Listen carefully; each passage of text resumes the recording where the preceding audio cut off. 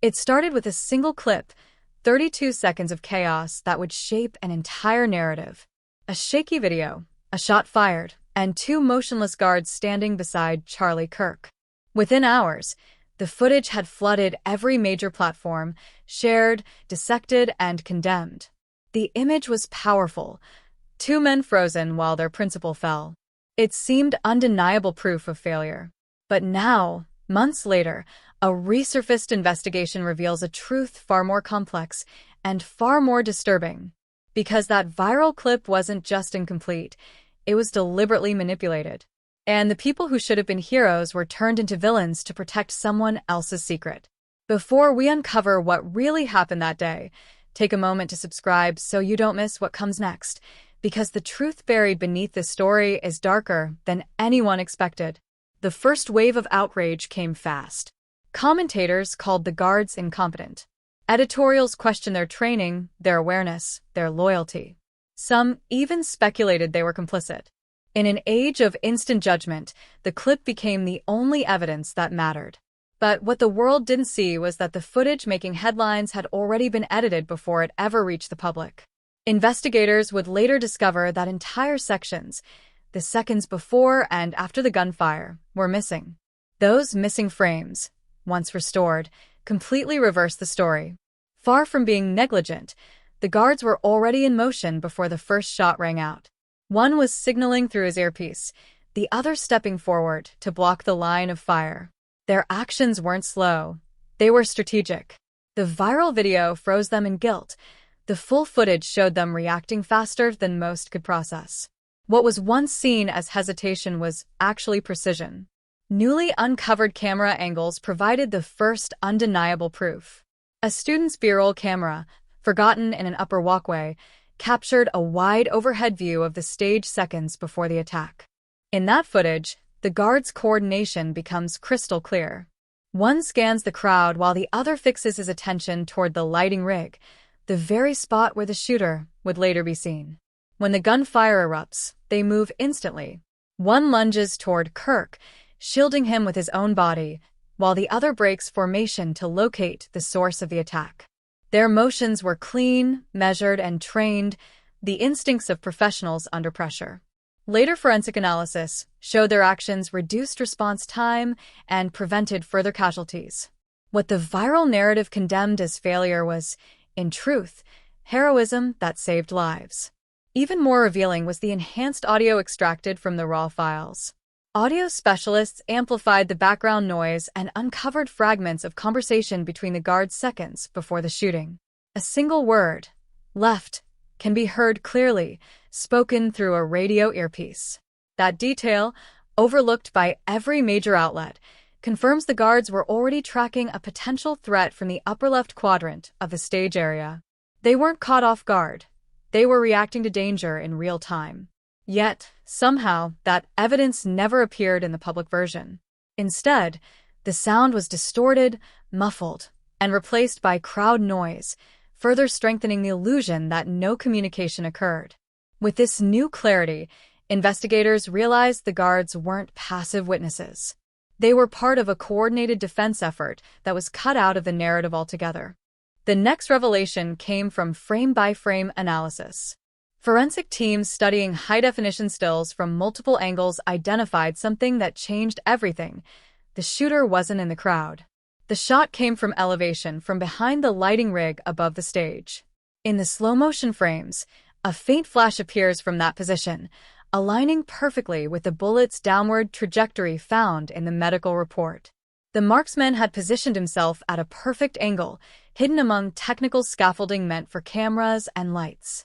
It was a vantage point accessible only to personnel with clearance. That detail suggested premeditation and inside access. Whoever the shooter was, he didn't sneak into the crowd. He planned his position long before the event began. Once that discovery surfaced, the viral clip's edits took on a new significance. Digital analysts noticed several irregularities. The guard's movement appeared slightly delayed. The sound of the gunshot echoed twice, and the timeline between frames didn't match the event's real-time clock. When the raw data was examined, tiny but deliberate cuts appeared, milliseconds missing between transitions. Each one removed evidence of the guard's motion, leaving only stillness. Forensic software revealed the fingerprints of digital tampering. The most shocking clue came from a nearly invisible watermark hidden in the lower corner of the video, a faint logo belonging not to a news outlet or police source, but to West Shield Tactical, the private security contractor hired to oversee event safety. The same company responsible for the guards' training had apparently altered the footage that condemned them. That discovery turned the story upside down. Why would a firm manipulate evidence that could have cleared its own employees? The deeper investigators dug, the stranger it got. Official reports from that day, timelines, radio logs, and security briefings didn't match the newly recovered data.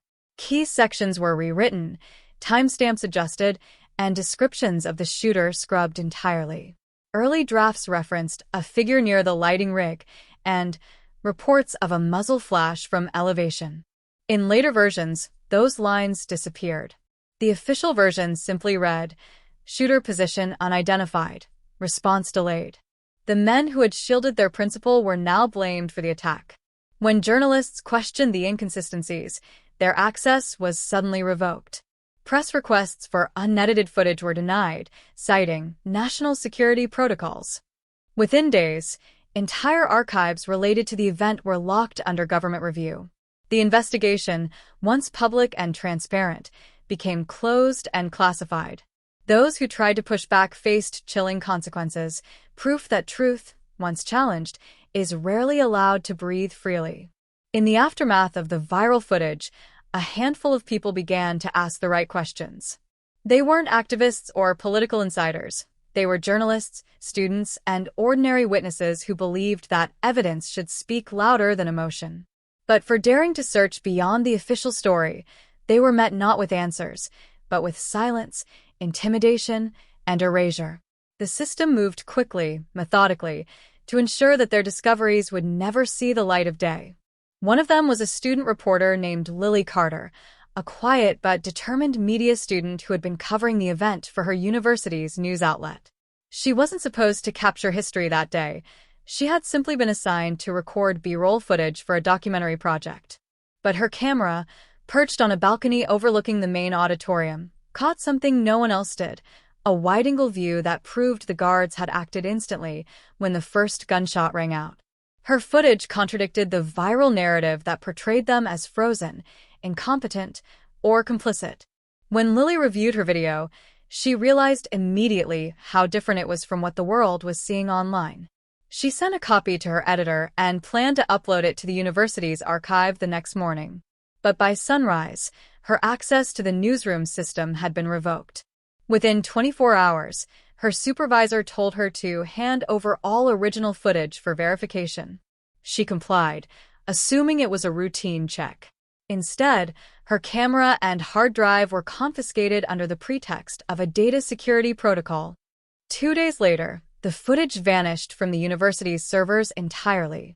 When Lily pressed for answers, she was told her press credentials were under review for violating event protocol. Days later, she received a formal notice. Credentials revoked, access denied, project canceled. Her academic advisor warned her to let it go if she wanted to graduate without incident. A story that should have exposed manipulation instead became a story about suppression, and Lily's future was quietly dismantled for daring to tell the truth. She wasn't alone. A local investigative journalist named Dana Morales had been following the shooting case closely since day one. Unlike most reporters, she refused to rely on press statements. Instead, she filed a Freedom of Information Act, FOIA, request seeking the unedited security logs and communication transcripts from the day of the event. Her request was initially acknowledged, then delayed, then labeled, pending review. A month later, the agency's response arrived, request closed for lack of relevance. Confused, Dana tried to appeal the decision, only to find her digital files mysteriously corrupted. Weeks later, when she logged into her cloud storage, entire folders, interviews, notes, and documents had been wiped clean. The IT department called it a routine data cleanup. But the timing was too perfect. Every document she had tied to the West Shield Tactical connection was gone. A colleague whispered to her privately that someone from a federal liaison office had inquired about her data before it disappeared. Dana's editor advised her to drop the story, not because it wasn't newsworthy, but because it had become dangerous. Her email was hacked twice. Anonymous messages warned her to stop stirring ghosts. Soon, she couldn't find another outlet willing to publish her findings. A journalist once known for her persistence became another name on a growing list of silenced voices. In a world where information should clarify, it was being erased. Silence had become not just a byproduct of fear, but a policy. The few who tried to preserve the truth were branded as troublemakers, people who disrupted public confidence or undermined institutional integrity. But what they were really disrupting was the illusion of control. Then, against all odds, came the forensic breakthrough that tied everything together. Independent investigators, a small team of data analysts and former intelligence officers, obtained encrypted backups from one of West Shield Tactical's offsite servers. The files, hidden behind layers of password protection and dummy directories, contained internal personnel lists, security clearance logs, and payment records from the day of the shooting. At first glance, it seemed routine until they noticed something strange.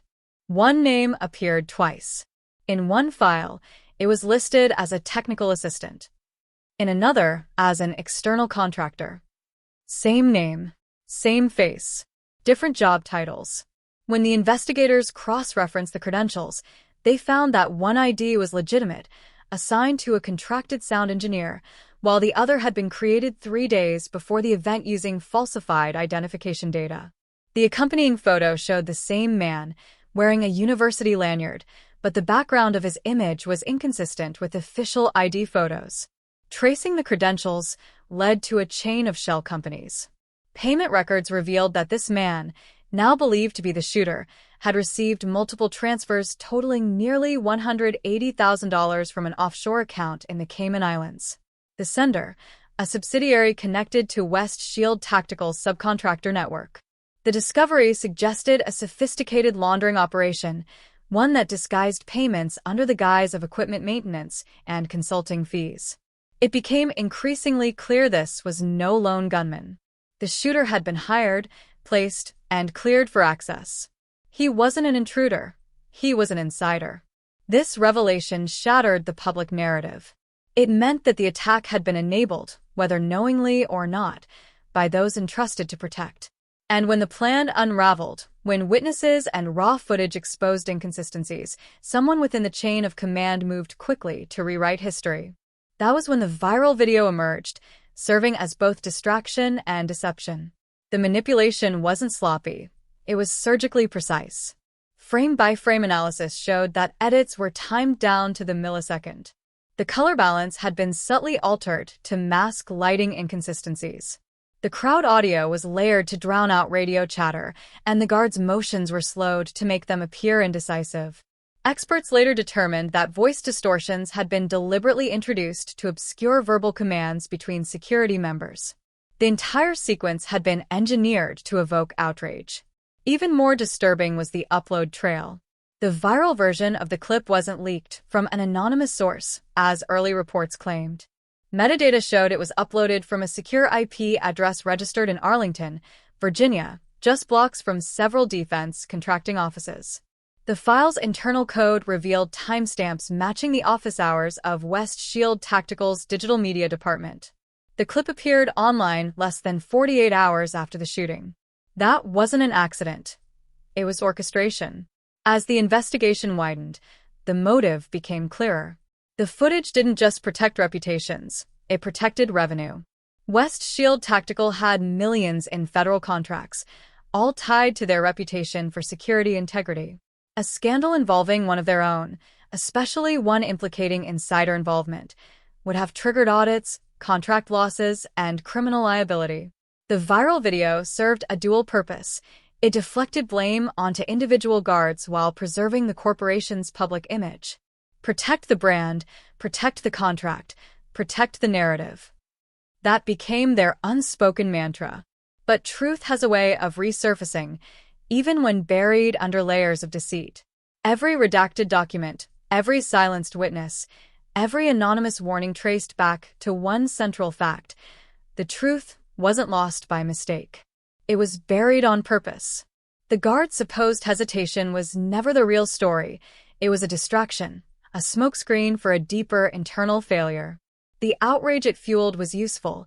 It kept the public focused on the surface, while those responsible worked quietly in the shadows to close the trail behind them. By the time independent investigators pieced together the digital evidence, months had passed. The public had moved on. The outrage had faded. But behind the scenes, quiet settlements and sealed investigations replaced justice. Whistleblowers were offered non-disclosure agreements.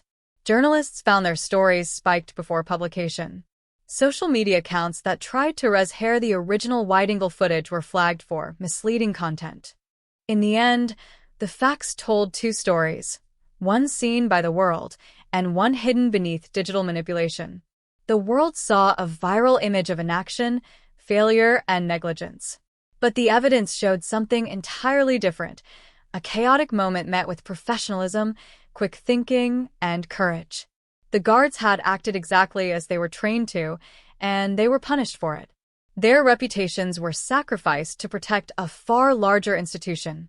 What this case exposes goes far beyond one shooting or one security team. It's a reflection of the fragile line between truth and control in the modern age. When technology allows the rewriting of evidence and institutions hold the power to decide what's real, justice becomes negotiable. We now live in a time where virality decides guilt and emotion replaces verification. Outrage spreads faster than facts, and algorithms favor drama over accuracy.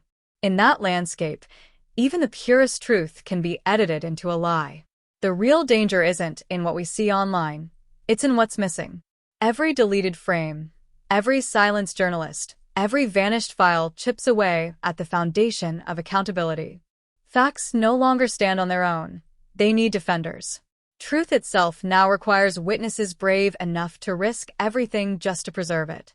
The story of Charlie Kirk's guards is more than an investigation. It's a warning.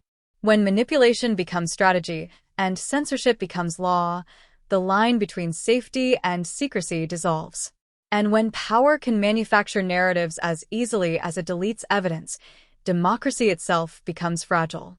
Because in the end, the question isn't just who fired the shot. It's who decided what the world would see afterward, and who made sure the rest disappeared. Stay informed. Subscribe for continuing coverage as this investigation unfolds.